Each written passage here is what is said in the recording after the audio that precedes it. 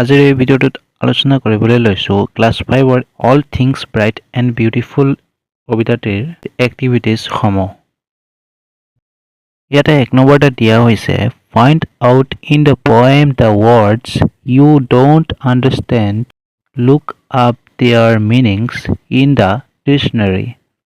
1 is done for U.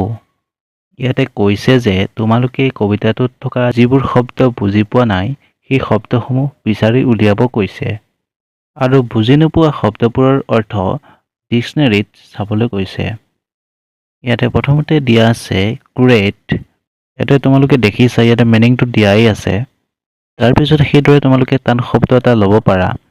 তাৰ পৰা ইয়াতে ব্ৰাইট লিখিব পাৰা। ইয়াতে ব্ৰাইট মানে হৈছে উজ্জ্বল। ইয়াতে মিনিংটো লাইট বুলিও লিখিব পাৰা। ইয়াতে লাইট মানে পোহৰ হ'ব। নেক্সট ইয়াতে তোমালোকে টাইনি লিখিব পাৰা। ইয়াতে টাইনি অৰ্থ হৈছে সৰু। ইয়াতে তোমালোকে মিনিংছত স্মল লিখিব পাৰা। তাৰ পৰা 2 নম্বৰ এক্টিভিটিছত কি আছে চাওঁ আহা।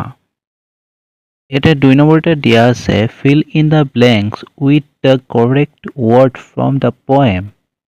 ইয়াতে খালী হৈ থকা জেগাখিনিত শুদ্ধ শব্দৰে পূৰ্ণ কৰিবলৈ কৈছে।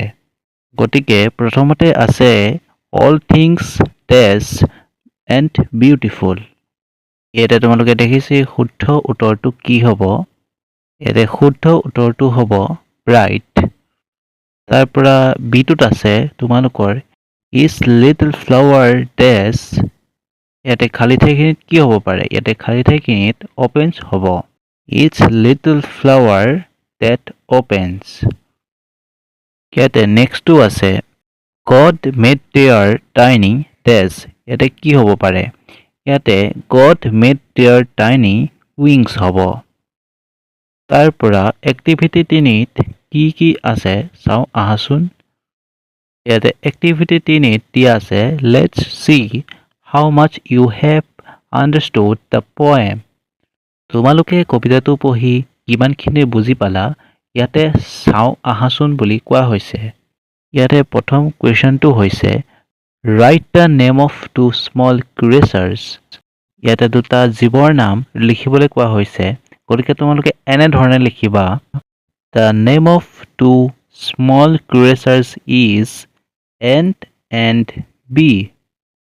তাৰপিছত নেক্সট কুৱেশ্যনটো হৈছে he made their glowing colours. Who is he in this line.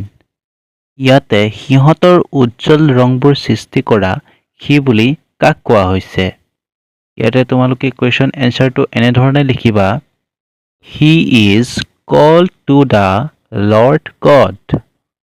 ইয়াতে সি বুলি ভগৱানক কোৱা হৈছে। তাৰ পৰা নেক্সট কুৱেশ্যনটো হৈছে he made their tiny wings. Who is there in this line. ইয়াতে সিহঁত বুলি কাক কোৱা হৈছে। ইয়াতে তোমালোকে এনচাৰটো এনেধৰণে লিখিবা they're is called little bird. ইয়াতে সিহঁত বুলি সৰু চৰাইক কোৱা হৈছে। ইয়াতে নেক্সট কুৱেশ্যনটো আছে what are the things date god has made.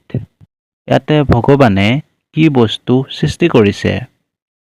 ইয়াতে তোমালোকে এনচাৰটো এনেধৰণে লিখিবা the things are creatures birds at everything.